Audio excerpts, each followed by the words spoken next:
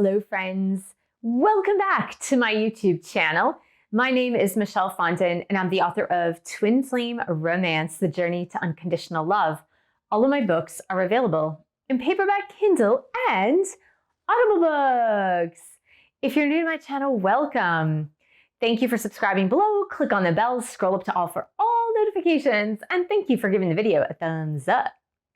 I do readings, 30, 60, and 90-minute readings, twin flame romance, general readings, life path and purpose. You can book it on my website, michellefondinauthor.com. And don't forget to download the free Twin Flames Affirmation Meditation. The link is below. Welcome to Twin Flame Questions Answered, where I answer one of your questions from my YouTube channel. And today we have a load of questions from one particular viewer. His name is Luca Vedern Jack, I believe. Thank you, Luca, for reaching out on the video, the 14 signs of twin flames, or the 14 signs to know if you are a twin flame, which is by far my top video on this channel. Hopefully that'll change soon. But if you're interested in Luca's question, please do stay tuned. It's really about the afterlife and what happens to twin flame souls after we die. But Luca had a very complicated and complex question, so that's why I wanted to address it in an individual video versus doing it in a collaboration with many other videos that I do, maybe address many topics at once, such as in vlogs. We're gonna address this one topic here. There is one thing that I do want to say to you though. Last night, I received a message. Now, as some of you know, I've been learning way more about astrology. I've been diving deep into astrology, in fact. And one of the facets of astrology that I'm diving into is called evolutionary astrology. I have an astrologer, a personal astrologer that I'm actually working with, but I am also viewing the father, if you will, of evolutionary astrology. And I received this big message, and I do want to sit down with angelic presence and channel about this. So please don't get your feathers all ruffled when I mention this, because I need to get more information about it.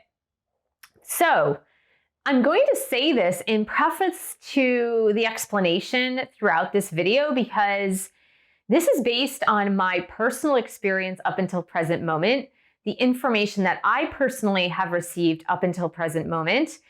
And of course, as I evolve and change on this growth journey, of course, the information is going to slightly change. Not that it's invalid, all the information that came before. It's not that it's invalid. It's just that when you reach higher states of awareness, the information slightly changes. It's not that it changes altogether. It just slightly has a different flavor. So the download that I received, and I'm just going to give you like the teaser and tell you that there is more to come on this, probably next week. So I do need some time to process and also channel from angelic guidance about this. The download that I received is that there are two facets, two subsections, if you will, of twin flames. And back in 2020, the beginning of 2020, I believe, I produced a video that spoke about the Great Divide. And again, I'm not sure which video this is, but I spoke about the Great Divide, where some twin flames would come into union, some twin flames wouldn't come into union, but there was going to be some sort of division of that. And I tried to explain it to the best of my ability, and even in subsequent channeling. So if you haven't yet listened to the twin flame channeled messages on a playlist, I believe there are 5 on that playlist thus far. I'll put that link here so you can go back and listen. But there was really more elaboration on that. And again, not putting it into specific categories, but giving more information along those lines. So the download that I received was that there are twin flames, and there is something called a twin mirrored soul, or mirror twin soul, rather. Mirror twin soul. That's what I'm going to tell you it is. Mirror twin soul, and then twin flames. And they are different subsets, if you will, of a similar principle. And so the mirror twin souls are not the same as twin flames. They are a subset, if you will. And many people who write and speak about twin flames kind of bunch them into one. And there is a relationship between the two, but they are not the same. And so I feel that with this newer information, that the confusion surrounding twin flames, as far as there's some kind of division in the midst of the collectivity where there's some information about twin flames coming into union, there's some information about twin flames not coming into union. And so I'm hoping that with this newer definition, this will help to explain a little bit more, like the relationship between this. I'm saying this because the topic that I'm going to address is more or less based on the paradigm that I have learned up until present, which include twin flames. It may also include mirror twin souls, but I don't know yet. So I just want to preface that and tell you that if there's a little bit of confusion, it's because some of us fall into the category of twin flames where we are currently at, and some of us fall into the category of mirror twin souls. And so there might be a little bit of confusion because there is a relation. It's just like, it's almost what I'm feeling, that it's almost like is if you guys are third cousins, right? Like the groups, I mean, right? The groups are almost like, instead of first cousins, you're almost like third cousins. You're a little bit further removed, but there's still some sort of relations. So that being said, I believe that Luca's question was really interesting. And the first question he said is, what happens when twin flames die? Do we become the same person? So it is my understanding that twin flames at one point as a soul were in the same fabric, if you will. So God created the twin flame as one single soul, and then made the decision to divide that soul into two separate bodies, the embodiment of the person, the human being, so that the soul could reach a faster evolution. The lessons learned in two different bodies would be a much, much, much faster evolution than one human being with one soul living out one life at a time. So the idea behind this is that the learning would almost be double time versus a single time, right?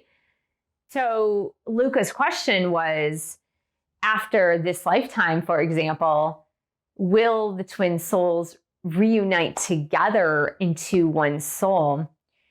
And my answer is, it's a lot more complicated than that, because if you are in this lifetime, and if you have met a twin flame in this lifetime, and you were once one soul at one time, then of course the soul's calling to become one again, which is a representation of becoming one with source energy or God.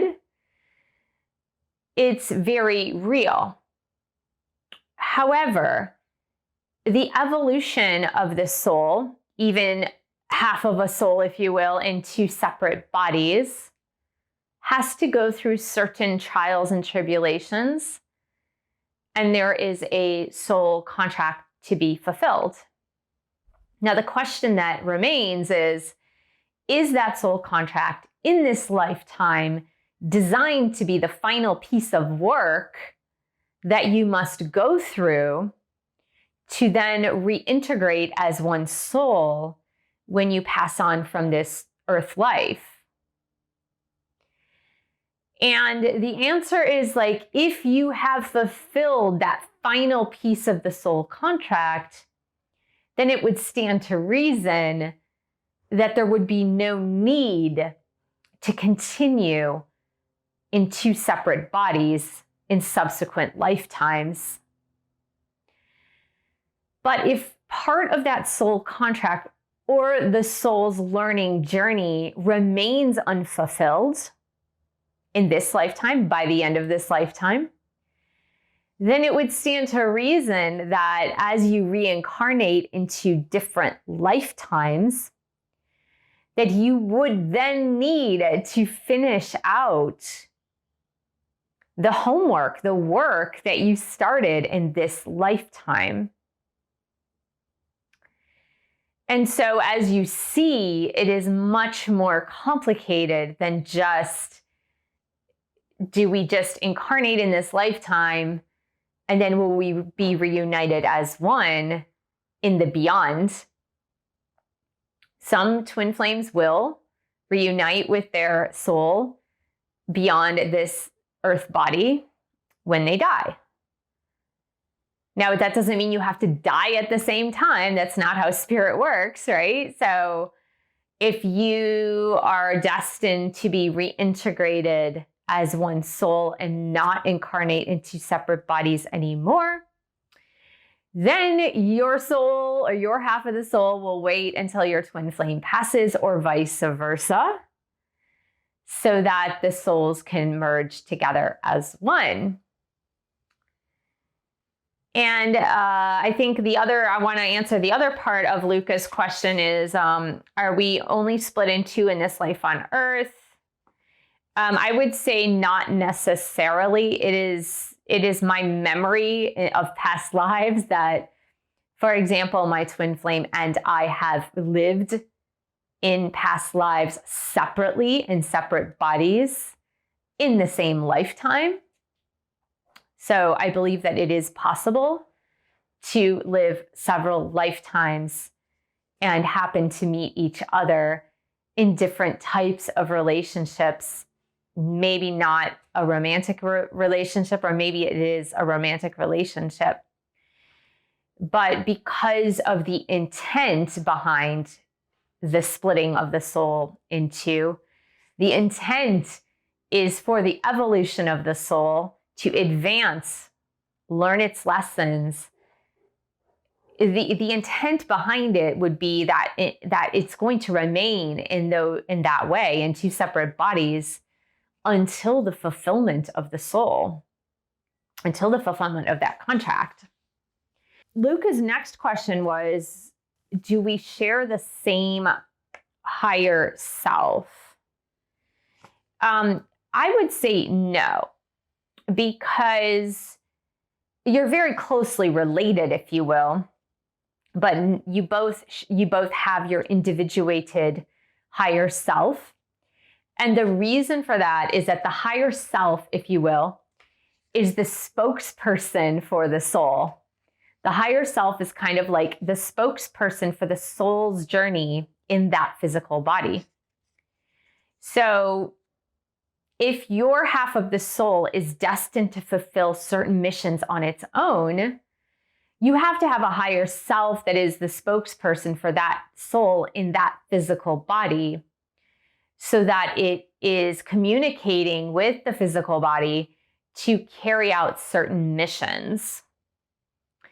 Now, the other half of the soul in a twin flame's physical body has to have a higher self, because the individual expressions of the soul in those separate bodies, if they had the exact same work, what would be the point of splitting in two? The idea is that they do split so they have different homeworks to do in those individual bodies. Therefore, they would have individual higher spiritual selves to help communicate with the body mind, so that that piece of the soul could fulfill its mission on Earth. Luca then goes on to ask, is that who I truly am? Like being a twin soul, being in a separate body, is that who I truly am? Who you truly are is a soul. You're not a body, you're not a mind, you're not a personality, you are a soul. So if we were to take away all the layers of the self, so if we were to strip it away from the physical body, the ego, the mind, the intellect, if we were to strip away all of those layers, what are you left with? You're left with the soul. So if you're looking at it from that specific level, yes, that is who you are. You are your soul, because the soul is spaceless, timeless, and it never ends. So no beginnings, no endings in time, right? Because you are a piece of universal spirit, universal soul, God. And as such as you are an individuated expression of eternal soul, there's no beginnings and no endings in time. So what he also wanted to know is when we reintegrate as one soul, do we then reincarnate on Earth or on other planets? That was his question, as one person. And again, the answer is a lot more complicated than a simplistic answer. So if God is satisfied, if Spirit Universal Source is satisfied with the evolution of the soul and its mission, its homework, if you will, that integration in and of itself back into one soul would mean that the soul has evolved to a point at which there is no need for separation. Now, does that mean that that soul will not then reincarnate again? That's quite possible. It may be that in the soul's code, you are destined to reintegrate with your twin flame soul or the other half of your soul. And then as an integrated one soul at the point at which you have stopped growth individually, you will continue then on with the soul growth of one soul integrated together and then incarnate in other bodies. Now, I believe that there does come a point at which the soul does stop reincarnating. And obviously that just depends on your belief system. In the system of Vedanta, which is the Indian philosophy, of which comes the religion of Hinduism. Also the Buddhists believe this as well. And the philosophy behind that is that there's something called samsara. Samsara is the continuous cycle of birth, life, death, and rebirth. And at some point when the soul has attained a certain level, that there is no need for the cycle of samsara anymore. And so then you attain moksha, which is liberation. And when you attain moksha, then you are one with the divine again. So I hope that answered your question. And I know for those of you out there who are watching that might be a lot more spiritual jargon than you had bargained for, than you were ready for. But I hope that I made it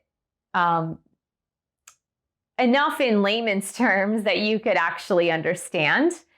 And I hope this clarified things for you guys, but do stay tuned about the difference between twin flames and twin or mirror twin souls. I'm going to have a hard time with that new terminology. But of course, as I mentioned in a video that I published recently and also in an ancient video, which I'll post those links right here, that labels don't truly matter. Labels are just a way in which we can help to express experiences. So don't get in a panic because now you're like, oh my God, what category do I fall into right now? Is it twin flame or is it mirror twin soul? Like that makes no sense to me. It just doesn't matter, because what does matter though is your real-time experience. What are you now experiencing? And that's really all that matters. So I hope this was helpful, Twin Flame. Thank you so much for joining me. Thank you for subscribing to my channel below. Click on that bell, scroll up to all for all notifications. And And thank you for giving the video a thumbs up. Thank you for sharing this video with other twin flames, and thank you so much for your support of my YouTube channel. You can buy a book or 2 or 3, you can join a boot camp or a meditation course. You can also join my group coaching, the link is below. And I will see you in the next video.